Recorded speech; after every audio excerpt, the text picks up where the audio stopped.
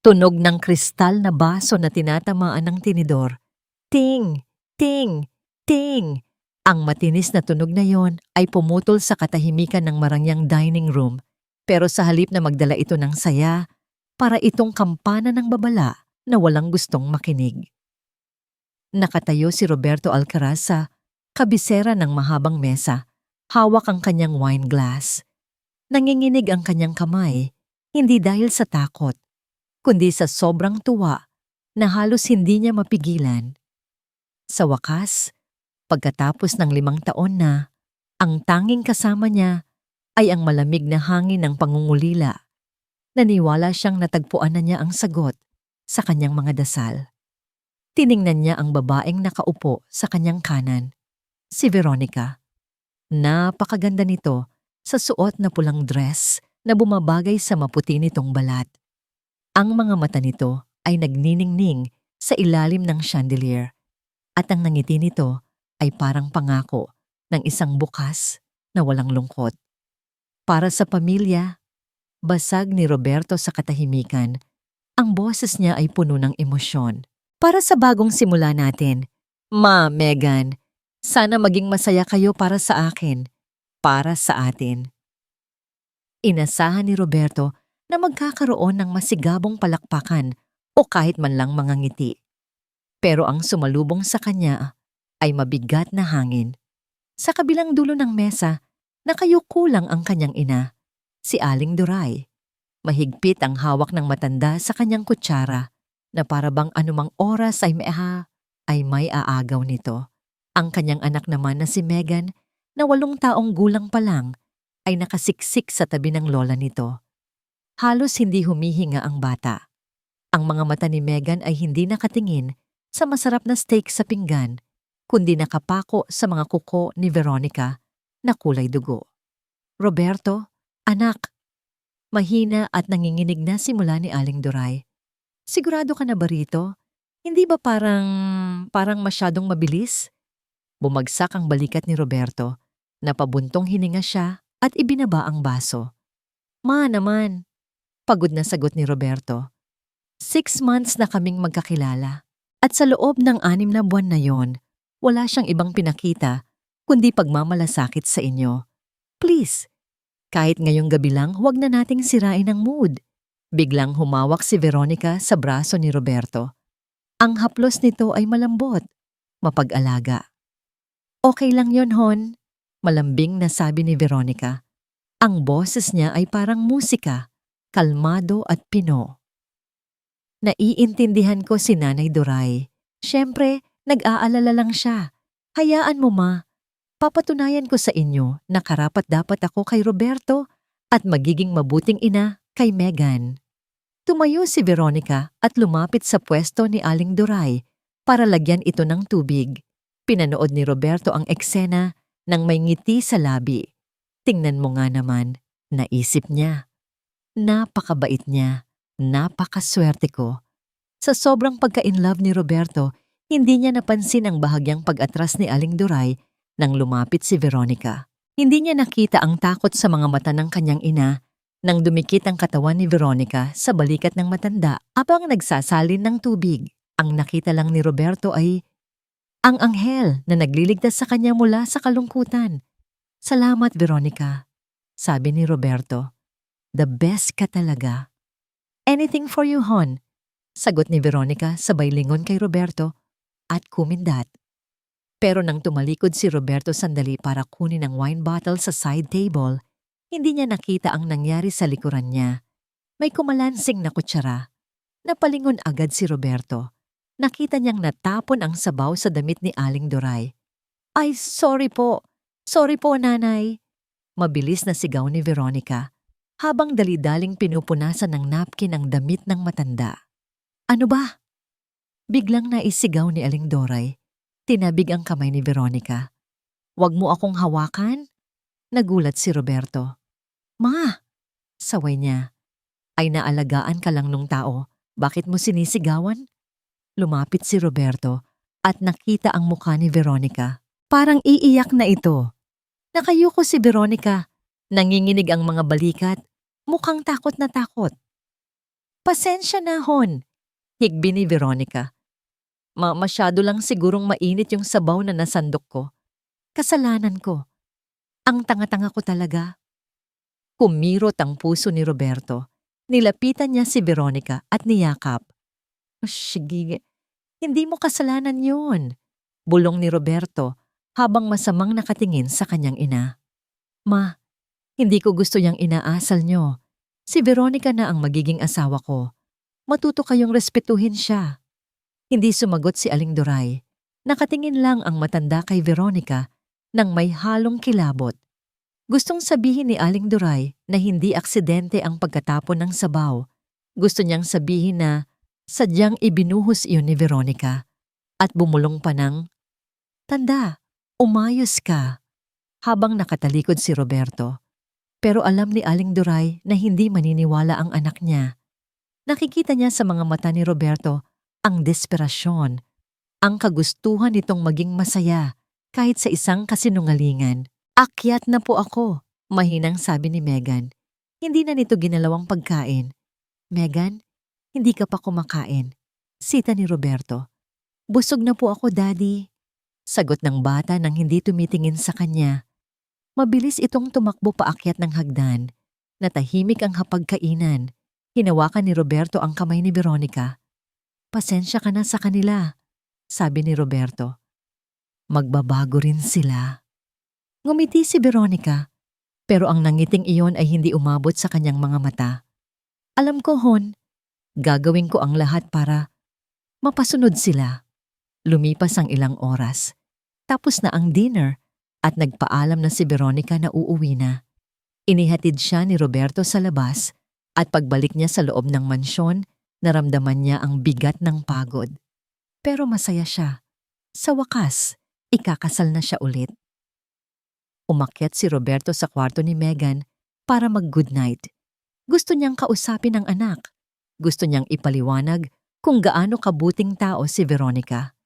Dahan-dahan niyang binuksan ang pinto ng kwarto ni Megan. Madilim na. Tanging ang lampshade lang ang nakabukas. Nakita niya si Megan na nakaupo sa kama. Yakap-yakap ang tuhod. Nanginginig ang bata. "Princess?" tawag ni Roberto. Nagulat si Megan at mabilis na hinila ang kumot para takpan ang sarili. "Di Daddy?" Umupo si Roberto sa gilid ng kama. "Anak, sorry kanina ha. Alam ko naninibago ka lang. Pero mabait si Tita Veronica mo, magugustuhan mo rin siya." Hindi sumagot si Megan. Nakayuko lang ito. Hinawakan ni Roberto ang braso ng anak para haplusin ito. "Megan, makinig ka sa akin." "Aray!" Biglang daing ni Megan at binawi ang braso. Kumunot ang noo ni Roberto. "Bakit? Masakit ba ang braso mo?" Wala po." Mabilis na sagot ni Megan. "Patingin nga." "Wala po to, Daddy." Pero mas malakas si Roberto. Dahan-dahan niyang itinaas ang manggas ng pajama ni Megan. Natigilan si Roberto. Nanlaki ang kanyang mga mata. Sa maliit at maputing braso ng kanyang anak, may isang malinaw na pasa. Pula pa ito, na parang kurot na bumaon ang mga kuko sa balat. Sariwang-sariwa. "Diyos ko, Megan," nanginginig na tanong ni Roberto. "Saan galing ito? Nadapa ka ba? Naipit?" Tumingin si Megan sa kanya. Puno ng luha ang mga mata ng bata. Ibinuka ni Megan ang bibig para magsalita. Para isumbong na kanina. Noong nag-CR si Roberto, nilapitan siya ni Veronica at mariing kinurot sabay bulong na, "Huwag kang magsusumbong sa daddy mo kung ayaw mong mawalan ng dila." Sasabihin na sana ni Megan ang totoo. Pero sa paglingon ni Megan sa may pintuan, nakita niya ang anino ng isang tao na nakatayo sa labas ng kwarto. Nandoon si Veronica. Hindi pa pala ito umuuwi. Nakasandal ito sa hamba ng pinto, nakangiti ng matamis, pero dahan-dahang inilagay ang daliri sa tapat ng labi nito. Shhh! Natakot si Megan. Nanlamig ang buong katawan niya. Binalik ni Megan ang tingin sa ama. Pinilit niyang ngumiti kahit tumutulo ang luha. Opo, Daddy." Pagsisinungaling ni Megan. Ang boses ay basag. "Nadapa lang po ako sa school kanina. Hindi ko lang po nasabi." Huminga ng malalim si Roberto at niyakap ang anak. Mag-iingat ka naman anak. Alam mo namang kayo lang ni Lola ang buhay ko, di ba? At ngayon, kasama na si Tita Veronica mo, mas magiging masaya na tayo. Habang yakap ni Roberto ang anak, nakatingin siya sa kawalan, iniisip ang magandang kinabukasan. Hindi niya alam na sa likod niya, sa may pintuan, nakangisi si Veronica habang pinagmamasdan sila na parang mga dagang unti-unting pumapasok sa bitag. 11:00 na ng gabi sa opisina ng Alcaraz Holdings pero gising na gising pa rin ang diwa ni Jareth. Ang tanging liwanag sa malawak na kwarto ay nanggagaling sa screen ng kanyang laptop. Napahawak siya sa kanyang sentido at marahang hinilot ito. Masakit ang ulo niya, pero mas masakit ang nakikita ng kanyang mga mata sa spreadsheet na nasa harapan niya. 10 milyon. 10 milyong piso ang nawawala. Hindi ito basta nawala. Pinalabas ito bilang bayad sa isang consultancy firm na ngayon lang niya narinig. Ang kumpanyang Sarmiento Global Solutions. Sarmiento. Napabuntong hininga si Jareth. Alam niya ang apelyidong yon. Iyon ang apelyido ng babaeng malapit ng pakasalan ng boss niyang si Sir Roberto. Kinuha ni Jareth ang printed copy ng kontrata. Nandoon ang pirma ni Roberto. Malinaw, pulido, walang bahid ng pamimeke. Pero kilala niya ang boss niya. Sa loob ng 10 taong paninilbihan niya kay Roberto, alam niyang hindi ito pipirma ng ganito kalaking halaga nang hindi dumadaan sa kanya. Unless, pinapirma ito sa kanya habang lasing sa pag-ibig o habang hindi nakatingin. Kailangan niyang balaan ng boss niya. Mabilis na kinuha ni Jareth ang kanyang cellphone, pero bago niya pa man mapindot ang call button, naalala niya ang nangyari kaninang umaga. Flashback. Sir Rob, sabi ni Jareth habang inaabot ang kape ng boss niya, may napansin po akong kakaiba sa monthly audit, yung mga withdrawals po sa joint account niyo ni Ma'am Veronica. Hindi man lang tumingin si Roberto mula sa binabasa nitong magazine ng mga wedding suit. Nakangiti ito ng malapad. Jareth, relax ka lang, sagot ni Roberto ng pabiro. Hiningi ni Veronica yon para sa charity event niya. Alam mo naman, napakabait ng babaeng yon. Gusto niyang tumulong sa mga orphans. Trust her, okay? I trust her with my life.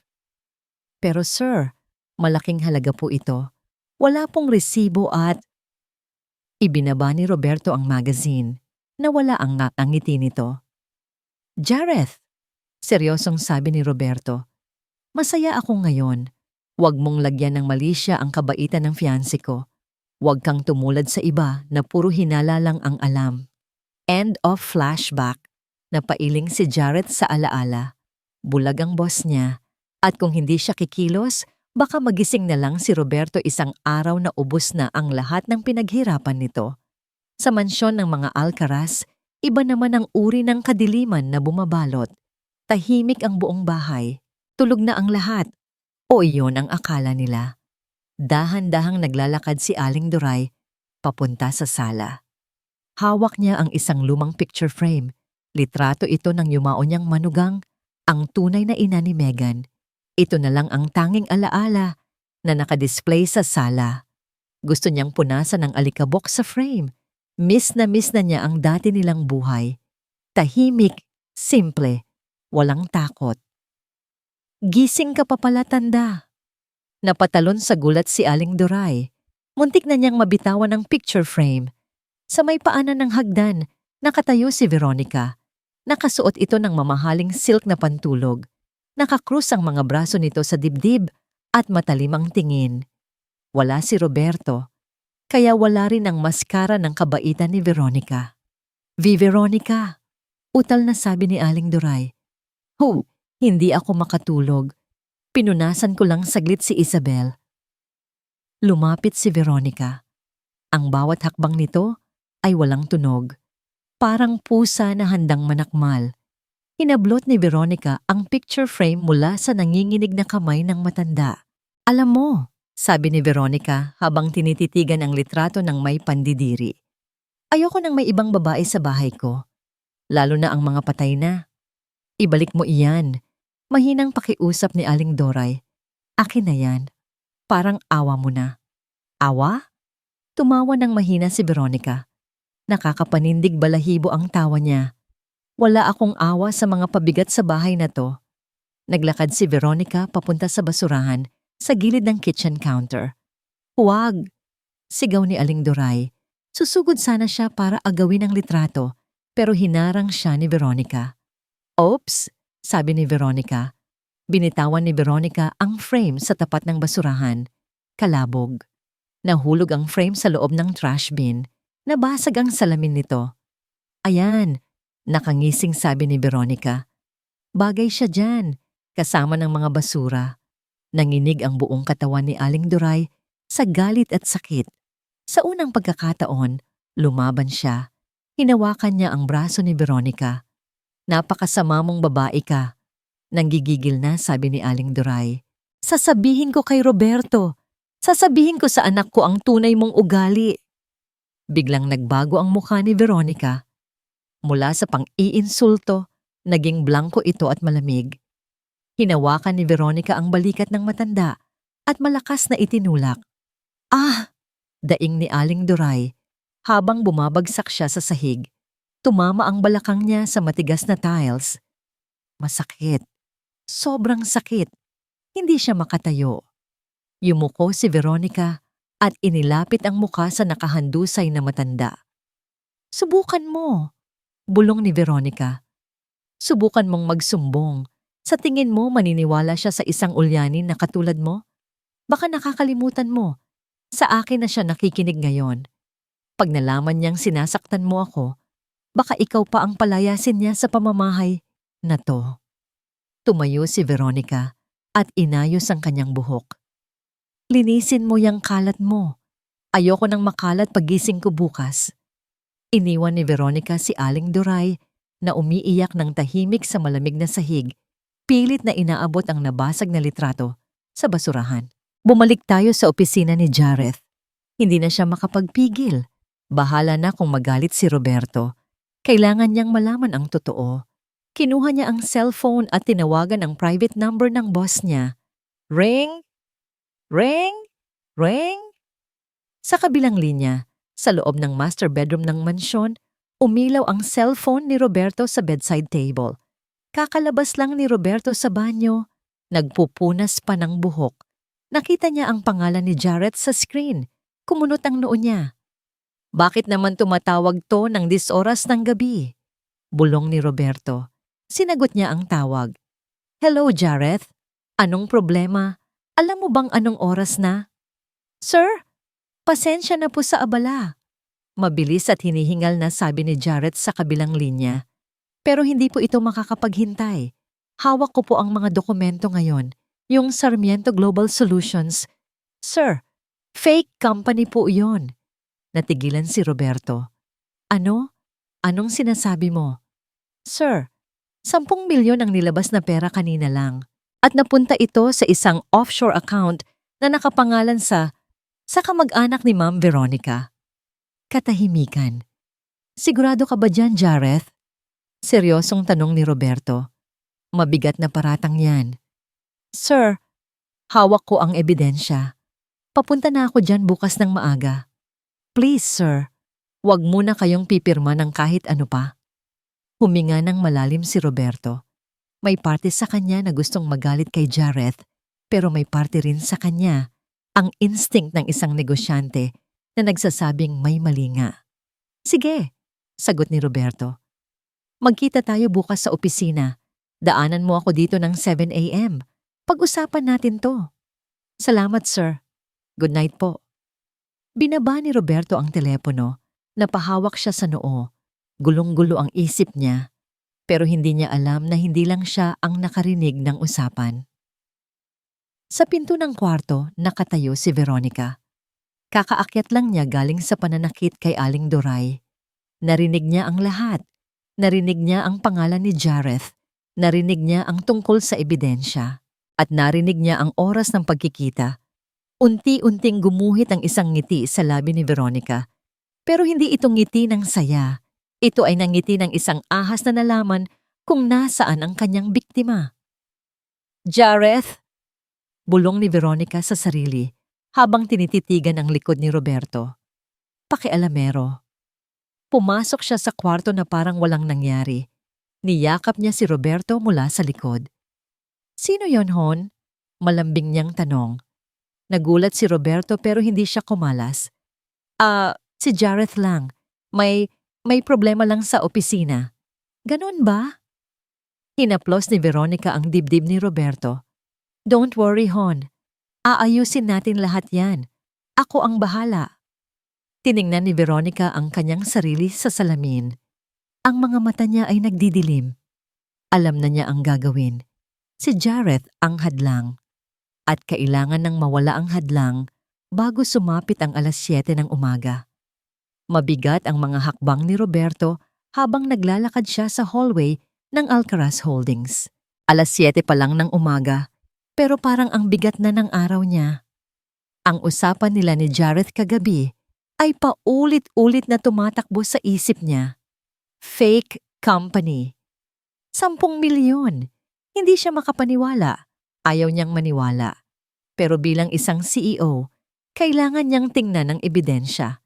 Pagkahawak niya sa pinto ng kanyang opisina, narinig niya agad ang ingay. May umiiyak. Kumabog ang dibdib ni Roberto. Boses yon ni Veronica. Binuksan niya ang pinto ng padabog. Anong nangyayari dito? Sigaw ni Roberto. Tumambad sa kanya ang isang magulong eksena. Si Veronica ay nakaupo sa sofa, nakatakip ang mukha ng mga palad at humahagulgol. Ang blouse niya ay medyo gusot at ang maskara sa kanyang mga mata ay kumalat na sa pisngi dahil sa kakayak. Sa kabilang banda, nakatayo si Jareth sa tapat ng mesa ni Roberto. Hawak nito ang folder ng mga ebidensya. Mukhang gulat na gulat ito at hindi alam ang gagawin. Sir Rob! Sigaw ni Jareth nang makita ang boss. Buti dumating kayo. Sir, makinig kayo. Lumayo ka sa kanya. Tili ni Veronica. Tumakbo ito palapit kay Roberto at nagtago sa likod niya. Nanginginig ang buong katawan. Hon, paalisin mo siya. Natatakot ako sa kanya. Napakuyom ng kamao si Roberto. Tiningnan niya ng masama si Jareth. Jareth, anong ibig sabihin nito? Mababang boses na tanong ni Roberto. Bakit umiiyak ang fiancé ko? Sir, hindi ko po alam. Depensa ni Jareth. Pagpasok ko po, bigla na lang siyang nag-hysterical. Sir, dala ko na po yung mga papeles na nagpapatuunay na sinungaling. Sigaw ni Veronica. Humarap siya kay Roberto. Ang mga mata ay puno ng luha at sakit. Hon, kaya siya nandito ng maaga kasi tinatakot niya ako. Kumunot ang noo ni Roberto. Tinatakot? Opo, hikbi ni Veronica. Kinausap niya ako kahapon. Sabi niya, hihiraman daw niya ako ng pera sa kumpanya. Kapag hindi ako pumayag, sisiraan daw niya ako sayo. Gagawa daw siya ng pekeng dokumento para palabasin na ako ang nagnanakaw. Natigigilan si Roberto. Tumingin siya sa folder na hawak ni Jareth. Sir, hindi po totoo yan. Sigaw ni Jareth. Sir, kilala niyo ako. 10 taon na akong nagsisilbi sa inyo. Ito po ang audit report. Siya ang may gawa ng fake company. Ako pa? Hysterical na sagot ni Veronica. Hon, tingnan mo ang iPad ko. Inabot ni Veronica ang kanyang tablet kay Roberto. Nanginginig ang kamay. Binasa ni Roberto ang nasa screen. Mga emails. Emails galing sa account ni Jareth papunta sa isang kalabang kumpanya. Nakalagay doon na ibebenta ni Jareth ang confidential files ng Alcaraz Holdings kapalit ng malaking halaga. Peke ang mga emails. Gawa-gawa lang ng isang IT expert na binayaran ni Veronica kagabi. Pero sa mata ng isang galit at naguguluhang lalaki, mukha itong totoo. Bumagsak ang tingin ni Roberto kay Jareth. Ang tingin na dating puno ng tiwala, ngayon ay napalitan ng puot. Sir? Mahinang sambit ni Jareth. Fake po yan. Setup po yan. Tama na, madiing sabi ni Roberto. Hinablot ni Roberto ang folder mula sa kamay ni Jareth at inihagis ito sa sahig. Nagkalat ang mga papel. Ang mga ebidensyang sana ay magliligtas sa kumpanya at sa pamilya niya ay tinapakan lang ni Roberto. Lumayas ka, utos ni Roberto. Sir, please, basahin niyo muna. Sabi ko lumayas ka, sisigaw ni Roberto na dumagundong sa buong kwarto. You're fired, Jareth. Ngayon din. Kunin mo ang gamit mo at wag na wag ka nang magpapakita sa akin. Kung hindi lang dahil sa pinagsamahan natin, ipapakulong kita ngayon din. Napamaang si Jareth. Tiningnan niya si Roberto, tapos si Veronica. Sa likod ni Roberto, nakita ni Jareth ang mukha ni Veronica. Wala na ang iyak. Nakangisi ito. Isang ngisi ng tagumpay. Huminga ng malalim si Jareth. Inayos niya ang kanyang coat. Alam niyang talo na siya ngayon. Sige po, sir. Mahinahong sabi ni Jareth, pero may diin. Aalis ako.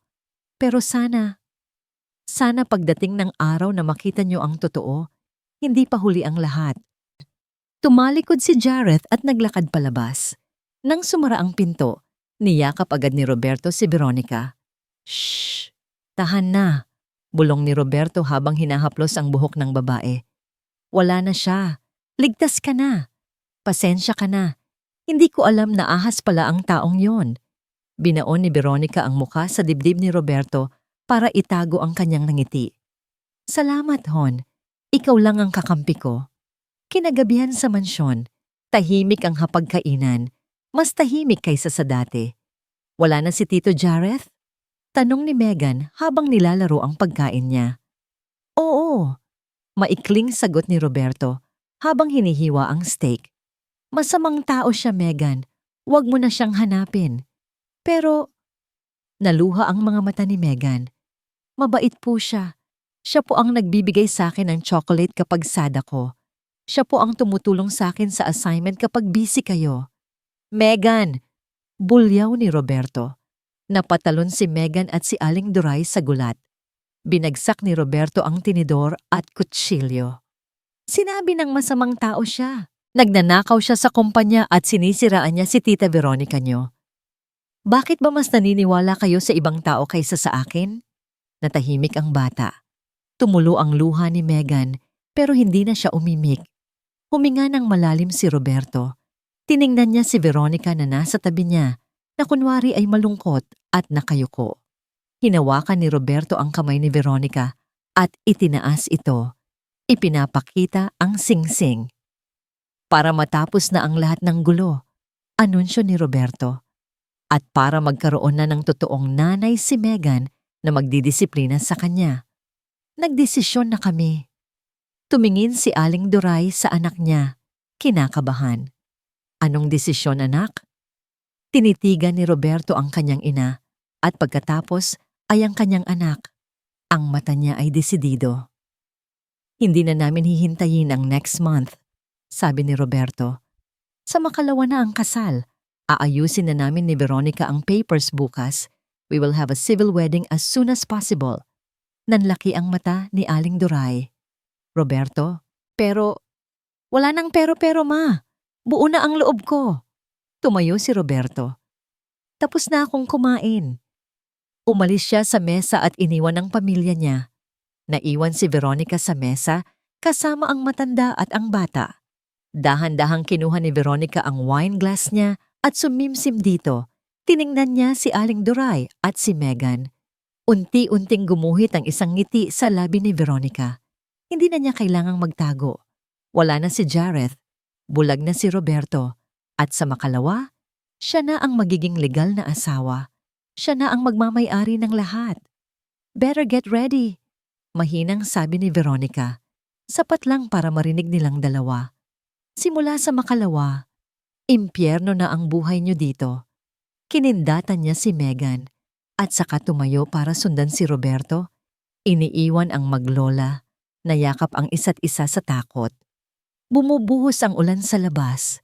Malakas ang hangin at sunod-sunod ang kidlat, pero hindi nito mapigil ang magandang mood ni Roberto.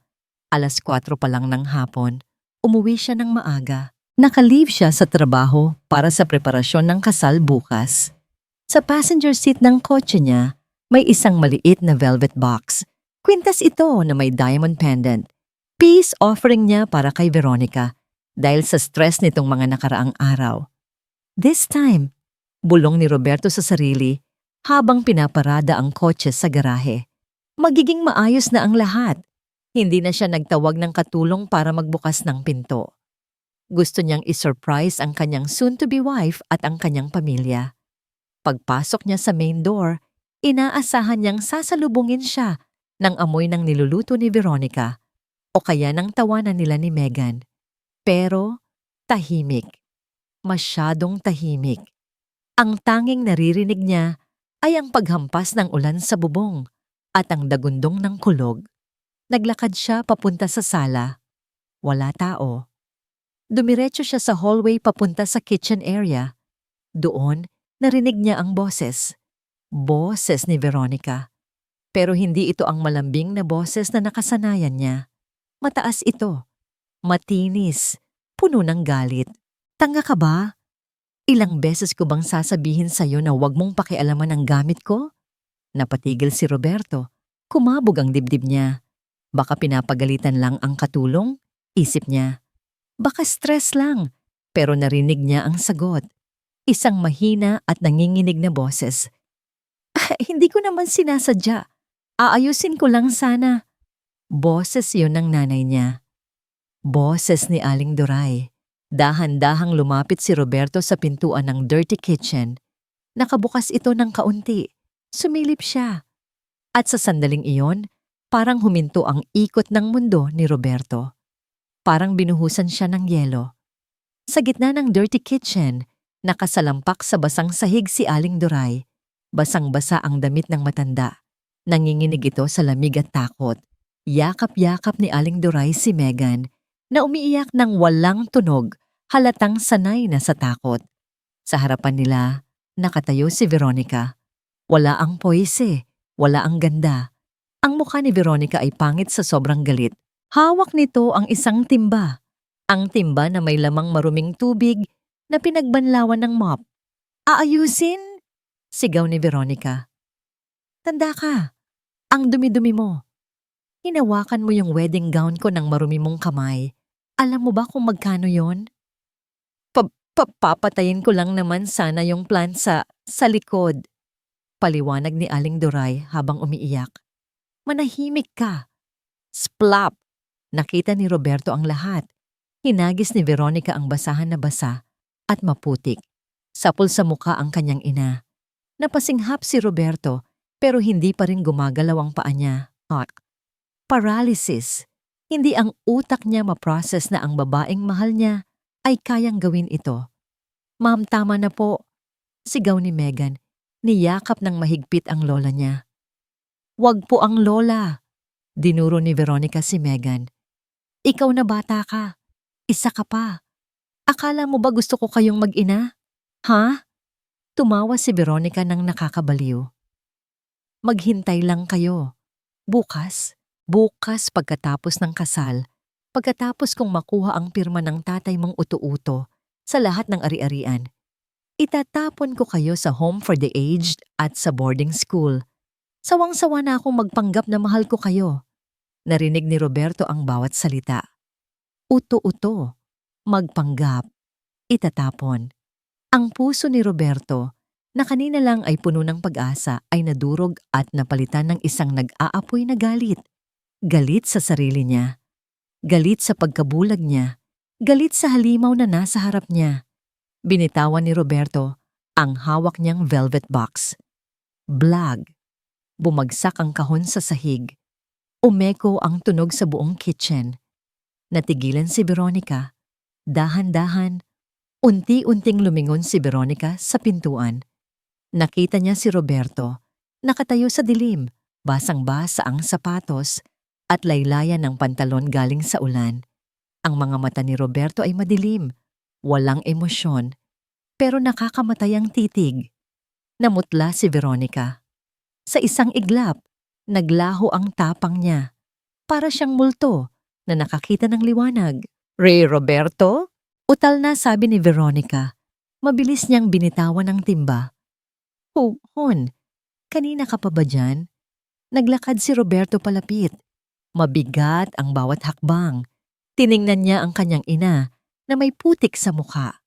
Tiningnan niya ang anak niyang nanginginig. Tumingin siya kay Veronica. Hon, let me explain. Nagmamadaling sabi ni Veronica. Pilit nang ngumingiti habang umaatras. Nagkamali ka ng dinig. Nadulas kasi si nanay. Tinutulungan ko lang. Tumahimik ka. Bulong ni Roberto. Mahina lang, pero parang kulog sa lakas ng dating. Hon, maniwala ka sa akin. Sabi ko tumahimik ka. Sigaw ni Roberto.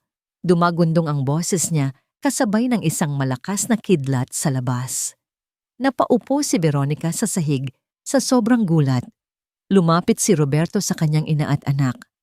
Lumuhod siya sa basang sahig, hindi alintana ang dumi. Niyakap niya ng mahigpit si Aling Duray at si Megan. Patawad ma, hagulgol ni Roberto. Patawad anak, nandito na si Daddy, nandito na ako. Tuminggala si Roberto kay Veronica. Ang mga luha sa mata niya ay humalo sa galit. Lumayas ka, madiing utos ni Roberto. Roberto, umuulan. Saan ako pupunta? Apela ni Veronica. Umiiyak na ngayon, pero hindi alam kung totoo o arte. Asawa mo na ako bukas. Tumayo si Roberto at hinarap ang babaeng muntik na niyang pakasalan. Walang kasal na magaganap, sabi ni Roberto. Ang boses niya ay yelo. At hindi kita asawa, isa kang demonyo. Tinuro niya ang pinto. Lumayas ka sa pamamahay ko bago kita ipakaladkad sa mga guard. Ngayon na. Tumayo si Veronica. Nakita niyang seryoso si Roberto. Nakita niyang wala na siyang pag-asa. Biglang nagbago ang mukha ni Veronica. Mula sa pagpapaawa, bumalik ang bangis. Fine, sigaw ni Veronica. Magsama-sama kayong mag-iina. Mga basura. Akala niyo ba kailangan ko kayo? Marami akong pera. Nakuha ko na ang gusto ko. Tumalikod si Veronica at nag-march sa palabas ng kitchen, papunta sa sala para kunin ang bag niya. Sinundan siya ni Roberto ng tingin. Pero bago pa man makalabas si Veronica ng main door, may biglang pumasok. Basang-basa rin sa ulan. May kasamang 2 pulis, si Jareth. Hinarang ni Jareth si Veronica sa may pinto. Saan ka pupunta, Ma'am Veronica? Seryosong tanong ni Jareth. O dapat ko bang sabihing, Rowena di Makulangan? Natigilan si Veronica. Nanlaki ang mga mata niya. Alam ni Jareth ang tunay niyang pangalan. Napatingin si Roberto mula sa kitchen. Nakita niya si Jareth. Nakita niya ang mga pulis. At sa sandaling iyon, alam ni Roberto na hindi pa tapos ang bagyo. Nagsisimula pa lang ang paghuhukom. Nanigas ang buong katawan ni Veronica. Ang pangalang Rowena di Makulangan ay parang bombang sumabog sa harap niya. 5 taon. 5 taon niyang ibinaon sa limot ang pangalang iyon. 5 taon niyang binuo ang imahe ni Veronica Sarmiento. Sosyal, mayaman, edukada. At sa isang iglap, winasak lang ito ng isang hamak na assistant na si Jareth. Sino ang tinatawag mo? Maang-maangan ni Veronica. Pinilit niyang tumawa, pero lumabas ito na parang huninang nasasakal na manok. Nabubuang ka na ba, Jareth? Get out of my way. Susubukan sana niyang dumaan sa gilid, pero hinarangan siya ng 2 pulis. Ang mga uniforme nila ay basa sa ulan at ang mga mukha nila ay seryoso. Walang takas. Calm down, Veronica, bulong niya sa sarili. Magaling kang umarte, kaya mo itong lusutan. Kailangan mo lang makuha ulit si Roberto. Lumingon siya sa likuran. Nakatayo doon si Roberto, ang lalaking utu-uto, ang gold mine niya. Basang-basa pa rin ang pantalon nito. Ang mukha nito ay hindi maipinta. Galit? Lungkot? Hindi sigurado si Veronica, pero alam niyang ito ang huli niyang baraha. Tumakbo si Veronica pabalik kay Roberto. Lumuhod siya at niyakap ang binti nito. Hon, tulungan mo ako. Hagulgol ni Veronica. todo bigay na ang pag-arte niya. Tingnan mo ang ginagawa nila. Nagdala siya ng mga pulis para ipahiya ako. Frame up to, Hon. Ginagawa lang ito ni Jared kasi sinibak mo siya. Naramdaman ni Veronica na hindi gumagalaw si Roberto. Matigas ito parang bato. Hon, please. Dagdag pa niya, pinipiga ang luha sa kanyang mga mata. Maniwala ka sa akin. Mahal kita. Mahal na mahal kita. Bitawan mo ako. Malamig na sabi ni Roberto. Hon, sabi ko bitawan mo ako. Isang malakas na tadyak ang naramdaman ni Veronica. Napaupo siya sa sahig. Tiningala niya si Roberto. Sa unang pagkakataon, nakita niya ang isang bagay sa mata ng lalaki na hindi pa niya nakita noon. Pandidiri. Huwag na huwag mong gagamitin ang salitang mahal. Sa pamamahay na ito, nanginginig sa galit na sabi ni Roberto. Narinig ko ang lahat, Veronica. O dapat ba kitang tawaging Rowena? Lumapit si Jareth. Binuksan nito ang isang brown envelope na hindi nabasa ng ulan. Rowena di Makulangan? Pagbasa ni Jareth. Wanted sa Cebu dahil sa estafa. Wanted sa Davao dahil sa pagnanakaw ng alahas. At ngayon, dito sa Manila.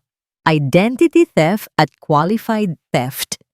Naglabas si Jareth ng ilang litrato at inihagis ito sa harap ni Veronica. Nagkalat ang mga litrato sa sahig, mga mugshot niya noon, mga litrato niya sa kasino, mga litrato niya kasama ang iba pang lalaking niloko niya. Yung 10 milyon na kinuha mo sa kumpanya, patuloy ni Jareth. Wala sa orphanage, nasa casino account mo. Ubos na. At yung mga alahas ng yumaong asawa ni Sir Roberto na nawawala? Nasanla mo na sa rekto. Napasinghap si Aling Doray na nasa gilid. Ang kwintas ni Isabel, tiningnan ni Veronica ang mga litrato. Tapos na huli na siya. Naramdaman niya ang init na umaakyat sa kanyang ulo. Ang takot ay napalitan ng isang pamilyar na damdamin. Ang galit ng isang taong api na gustong manakit pabalik. Unti-unting tumayo si Veronica. Pinunasan niya ang luha sa pisngi niya. Tumigil siya sa pag-iyak. Tumingin siya kay Roberto, tapos kay Jareth, tapos kay Aling Doray at Megan. Bigla siyang tumawa. Isang tawa na walang halong saya. Tawa ng isang baliw. Di magaling, sigaw ni Veronica. Wala na ang malambing na boses. Lumabas na ang tunay niyang tono. Magaspang, palengkera, matalim. Oo, ako nga si Rowena. Masaya na kayo. Nagulat sina Megan at Aling Doray sa biglang pagbabago ng itsura niya. Naglakad si Veronica palapit kay Roberto. Hindi natakot. Kasalanan ko ba? Duro ni Veronica sa mukha ni Roberto. Kasalanan ko bang napakadali mong utuin? Isang yak ko lang, bigay ka agad ng kwintas. Isang haplos ko lang, pirma ka agad ng tseke. Ang daling magpayaman sa'yo, Roberto. Para kang asong uhaw sa pagmamahal. Hayop ka. Bulong ni Roberto, kuyom ang mga kamao. Hindi ako ang hayop. Sigaw pabalik ni Veronica. Ang mundo ang hayop. Kayo na mga mayayaman, akala nyo ang daling mabuhay. Lumaki akong walang-wala. Kinain ko ang tira-tira ng iba. Kaya nung nakita kita, sabi ko, ito na ang tiket ko. Kahit magpanggap akong mahal ko ang ulyanin mong nanay at ang iyakin mong anak. Tumingin siya ng masama kay Megan. Ikaw na bata ka. Nanlisik ang mata ni Veronica. Kung natuloy lang ang kasal bukas, sisiguraduhin kong hindi ka nasisikatan ng araw sa bahay na to. Tama na! Sigaw ni Jareth. Sininyasan ni Jareth ang mga pulis. Dakpin na yan. Mabilis na kumilos ang mga pulis. Hinawakan nila sa magkabilang braso si Veronica at pinuwersang lagyan ng posas. Click. Ang tunog ng bakal ay tumapos sa kanyang pagwawala. Bitawan niyo ako! Masasaktan ako! Sigaw ni Veronica habang nagpupumiglas. Kinaladkad siya ng mga pulis palabas ng pinto. Habang hinihila siya palabas, lumingon ulit si Veronica kay Roberto. Umaasa pa rin siya sa huling pagkakataon na baka maawa ito. Roberto! Sigaw niya. Roberto, minahal naman kita kahit paano. Huwag mo akong ipakulong. Ayokong bumalik sa kulungan. Nakatayo lang si Roberto sa gitna ng sala. Yakap niya si Megan sa kanang kamay at si Aling Duray sa kaliwa. Tinitigan niya si Veronica. Ang Veronica na minahal ko ay patay na, sabi ni Roberto ng mahina. Pero rinig sa buong kwarto. Wala nang babalikan ng isang Rowena dito. Roberto! Tuluyan nang inilabas ng mga pulis si Veronica. Bumukas ang pinto at pumasok ang malakas na hangin at ulan. Basang-basa si Veronica habang isinasakay siya sa police car. Ang makeup niya ay burado na. Ang magandang damit niya ay putik-putik na. Ang ilusyon ng perfect wife ay naanod na ng bagyo. Nang makaalis ang sasakyan ng pulis, isinara ni Jareth ang pinto. Tumahimik ang buong bahay. Wala na ang sigawan. Wala na ang kasinungalingan. Dahan-dahang napaluhod si Roberto sa sahig. Ang matikas na CEO, ngayon ay humahagulgol na parang bata. Naramdaman niya ang maliliit na kamay na yumakap sa leeg niya. Daddy! Bulong ni Megan. Tahan na po. Wala na siya. Safe na po tayo. Niyakap ni Roberto ang anak at ang ina. Patawarin niyo ako. Paulit-ulit niyang bulong habang umiiyak. Patawarin niyo ako. Talabas, tumitila na ang ulan. Pero sa loob ng mansyon, nagsisimula pa lang ang mahabang proseso ng paglilinis. Hindi ng kalat sa sahig, kundi ng sugat sa kanilang mga puso. Tahimik sa loob ng opisina ng Alcaraz Holdings. Wala ang tunog ng mga telepono. Wala ang ingay ng mga empleyado. Tanging ang tunog ng aircon ang maririnig. Nakatayo si Roberto sa harap ng malaking bintana. Nakatanaw sa city skyline. Pero hindi ang magandang view ang iniisip niya. Iniisip niya kung gaano kabilis pwedeng mawala ang lahat dahil sa isang maling desisyon. Bumukas ang pinto. Pumasok si Jareth. May dala itong box ng mga gamit. Ang box na bitbit nito noong pinalayas siya ni Roberto ilang araw na ang nakararaan. Sir? Tawag ni Jareth. Pinatawag niyo daw po ako. Humarap si Roberto. Tiningnan niya ang kanyang assistant. Ang taong 10 taong naglingkod sa kanya ng tapat. Pero nagawa niyang ipagpalit sa isang babaeng nakilala niya lang ng 6 na buwan. Lumapit si Roberto at inabot ang kamay niya. Jareth, basag ang boses na sabi ni Roberto. Patawad. Patawarin mo ako sa nagawa ko. Natigilan si Jareth. Binaba niya ang box sa sahig. Sir, ginawa ko lang po ang trabaho ko. Hindi, putol ni Roberto. Higit pa sa trabaho ang ginawa mo. Iniligtas mo ang pamilya ko. Kahit na tinaboy kita. Kung hindi dahil sa'yo, baka wala na sa akin si Megan ngayon. Baka wala na si Mama. Napayuko si Roberto. Ang hiya ay parang batong nakadagan sa dibdib niya. Ibabalik kita sa pwesto mo, Jareth. Doble ang sweldo.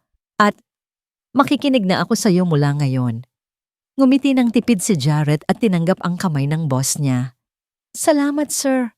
Pero may isa pa po kayong kailangang gawin bago kayo tuluyang makamove on. Tumango si Roberto. Alam niya kung ano yon o kung sino yon. City jail, visiting area, maingay, mainit, masikip. Ang amoy ng pawis at kalawang ay humahalo sa hangin. Malayong malayo ito sa mansyon na may aircon at mamahaling pabango. Naupo si Roberto sa harap ng isang makapal na salamin. Hawak niya ang phone receiver. Sa kabilang dulo, bumukas ang bakal na pinto. Pumasok si Veronica. O Rowena. Halos hindi na siya makilala ni Roberto. Wala na ang makintab na buhok. Nakatali na lang ito ng magulo. Wala na ang mamahaling make-up.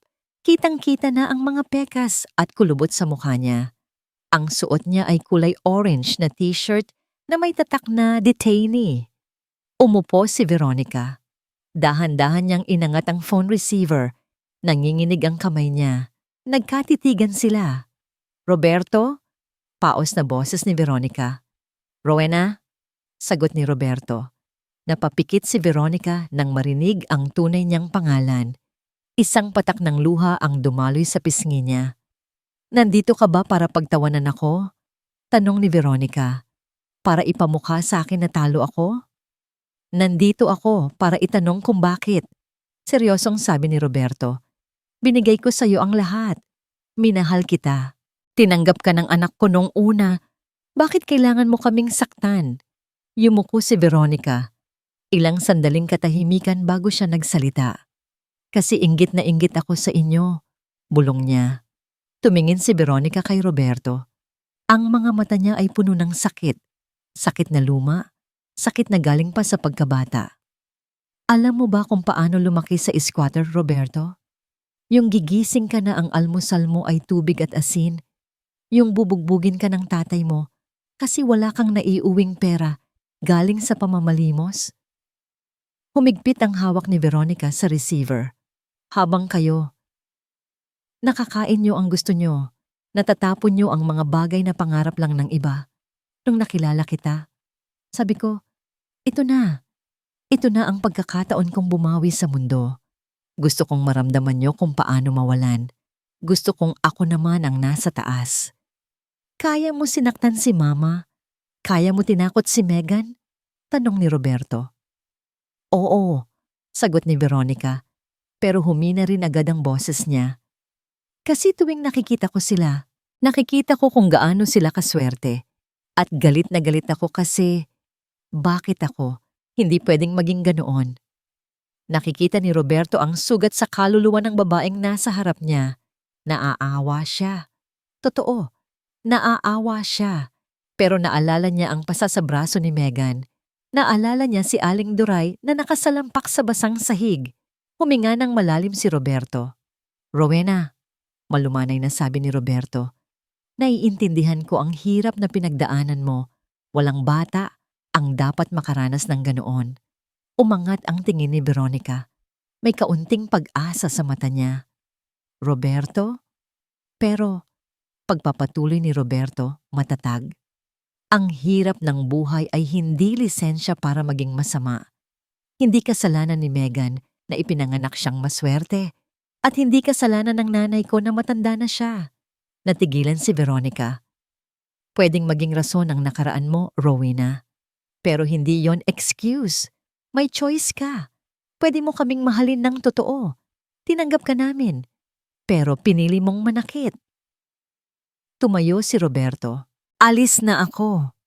Roberto, sandali. Sigaw ni Veronica sa kabilang linya. Patawarin mo ako. Please, iurong mo ang kaso. Magbabago na ako.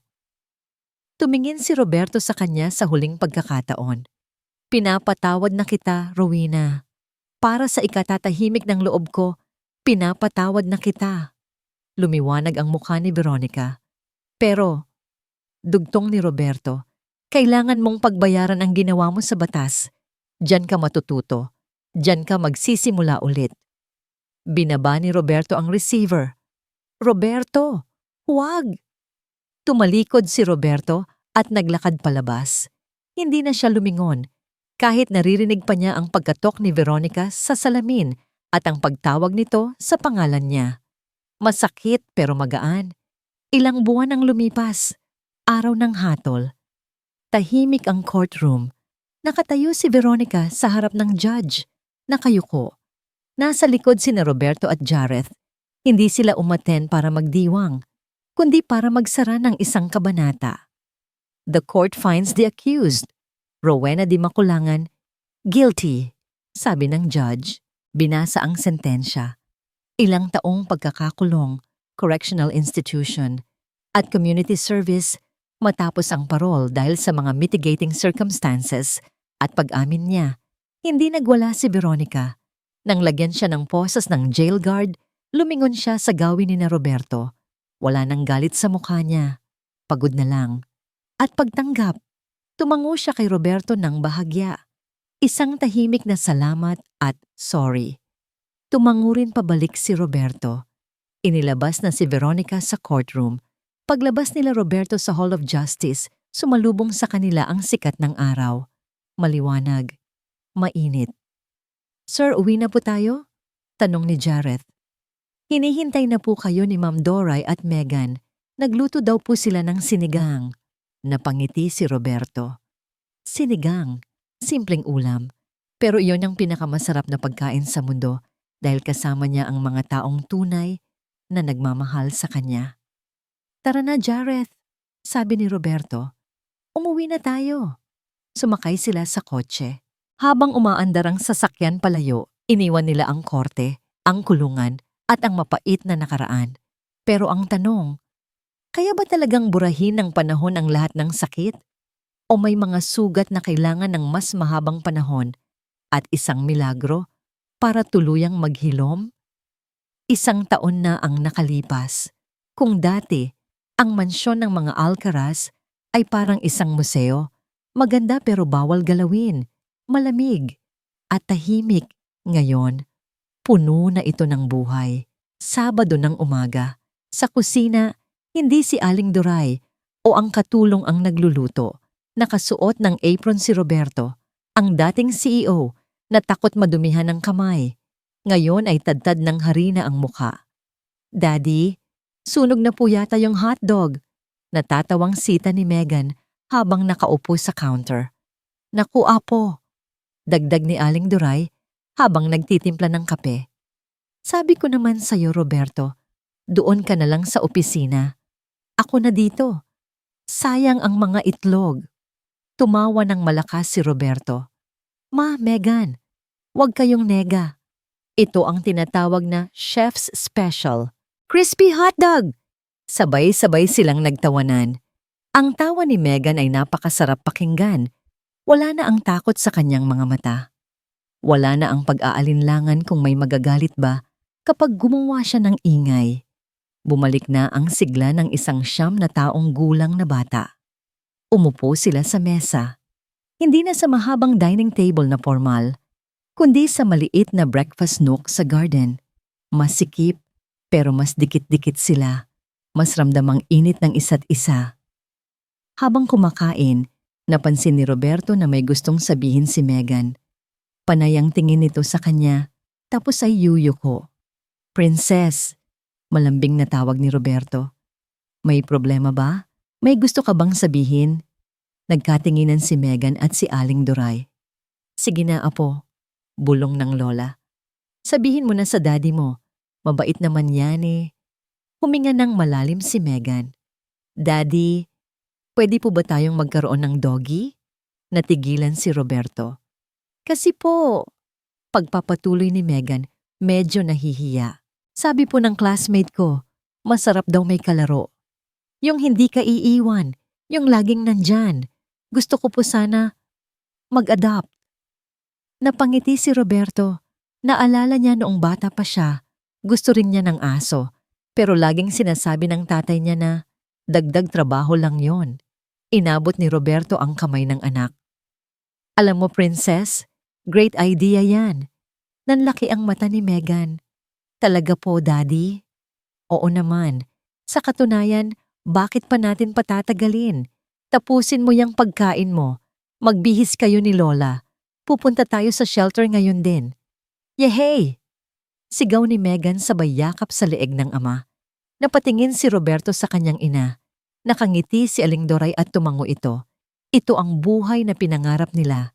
Simple, masaya, totoo, tanghali. Hope Animal Shelter. Pagbaba nila ng sasakyan, sinalubong sila ng ingay ng mga tahol. Hindi nakakatakot, kundi masigla. Si Jareth, na ngayon ay Vice President na ng kumpanya, pero pumayag pa ring mag-drive para sa kanila ngayong Sabado, ang nagbukas ng gate. Sir, ma'am, dito po, sabi ng isang volunteer na sumalubong sa kanila. Welcome po sa Hope Shelter. Marami po kaming mga rescue dogs dito na naghahanap ng forever home. Naglakad-lakad sila sa pagitan ng mga kulungan. May mga asong tumatalon, nagpapapansin, kumakahol ng malakas. Tuwang-tuwa si Megan. Hinahaplos niya ang mga ito sa abot ng makakaya niya. Pero sa dulo ng hilera, may isang kulungan na tahimik. Lumapit doon si Megan. Sa loob, may isang asong Aspin, asong Pinoy. Kulay brown ito, payat pa, at nakasiksik sa sulok. Nanginginig ito. Ang mga mata ng aso ay puno ng takot, Parang takot na saktan ulit ng tao. Kumirot ang puso ni Megan. Naalala niya ang sarili niya nung nandoon pa si Veronica. Yung pakiramdam na gusto mong magtago sa sulok para hindi ka makita. Daddy, tawag ni Megan. Siya po. Siya ang gusto ko. Lumapit si Roberto at ang volunteer. Si Brownie, sabi ng volunteer na medyo malungkot.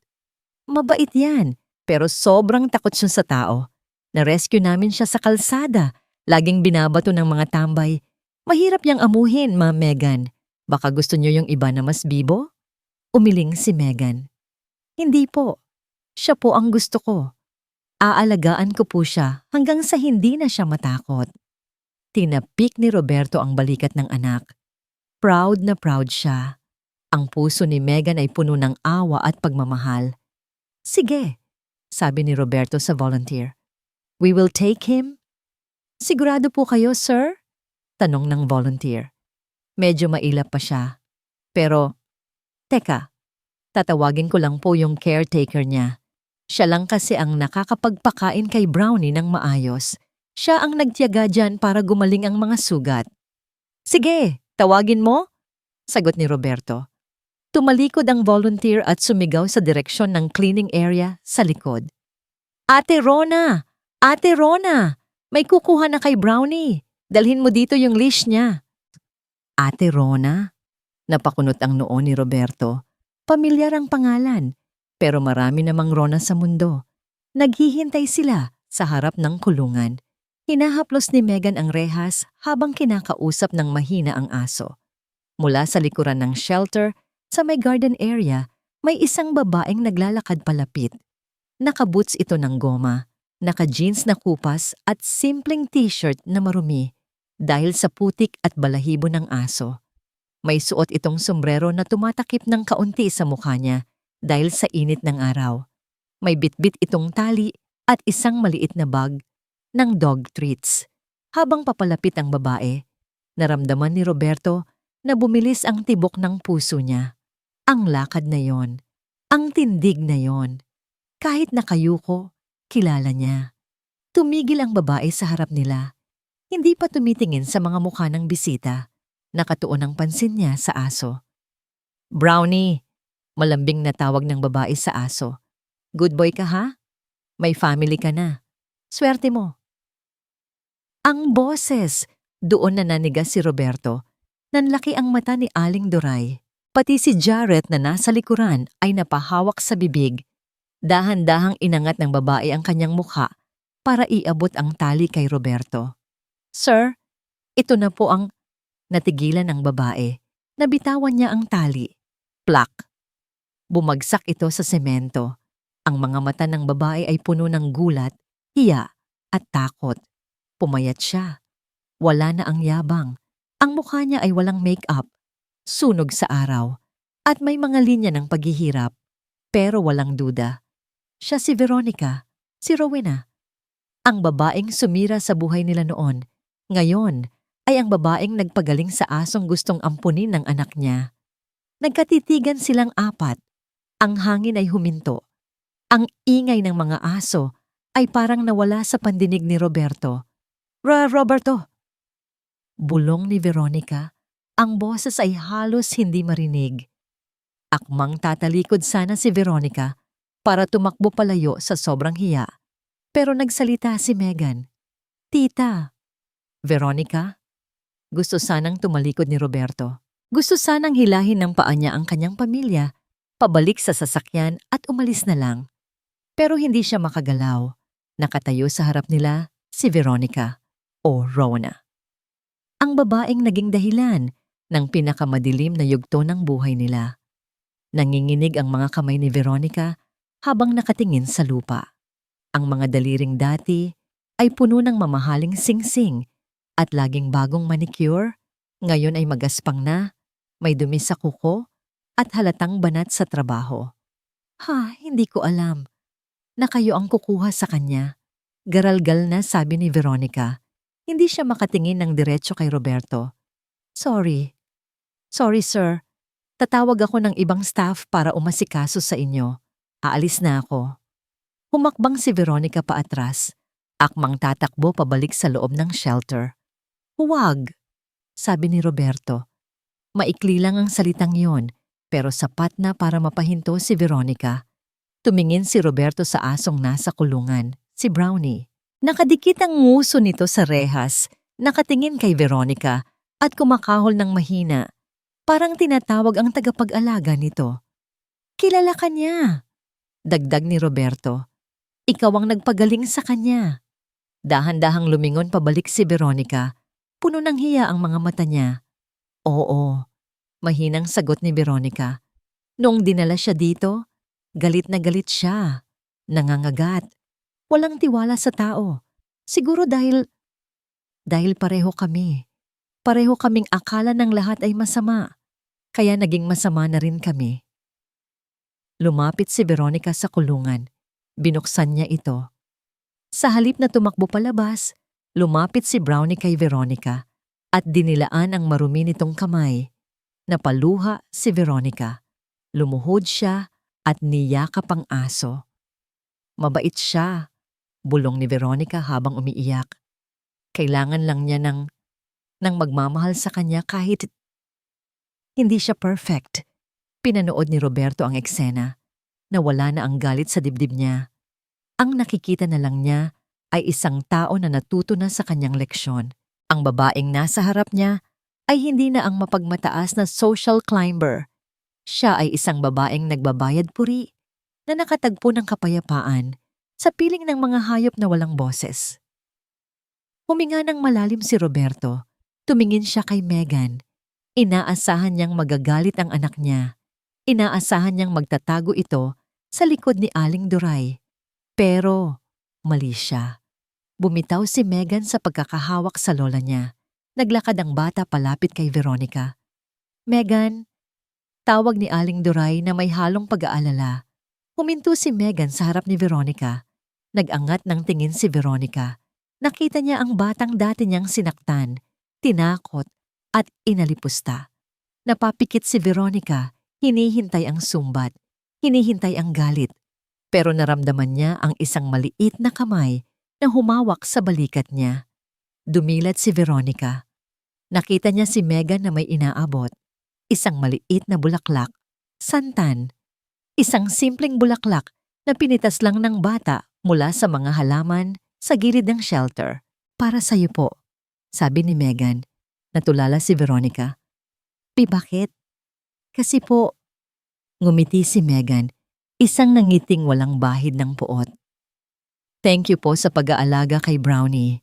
Kung hindi dahil sa inyo, wala po akong doggy ngayon. Bumagsak ang mga balikat ni Veronica.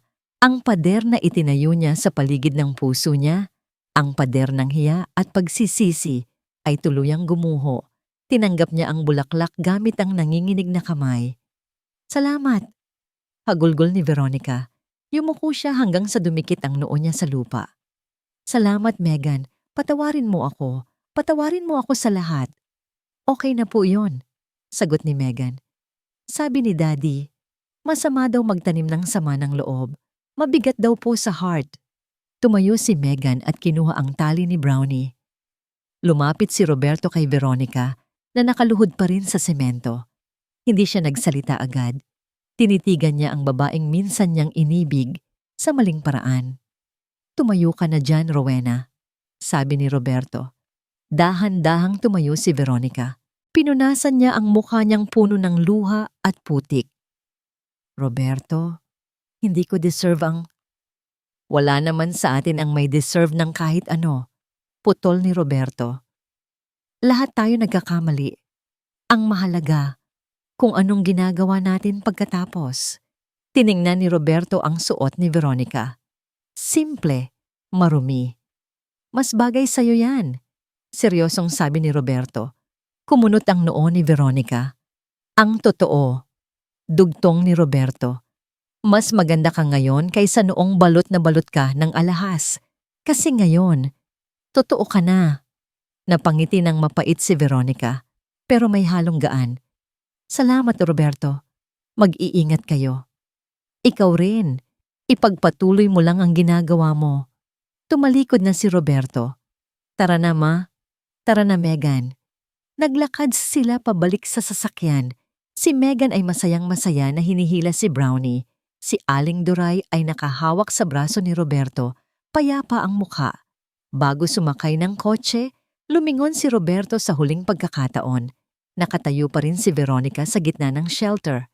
Hawak nito ang maliit na bulaklak sa tapat ng puso niya. Nakatingin ito sa kanila. Kumakaway ng marahan. Kumaway pabalik si Roberto.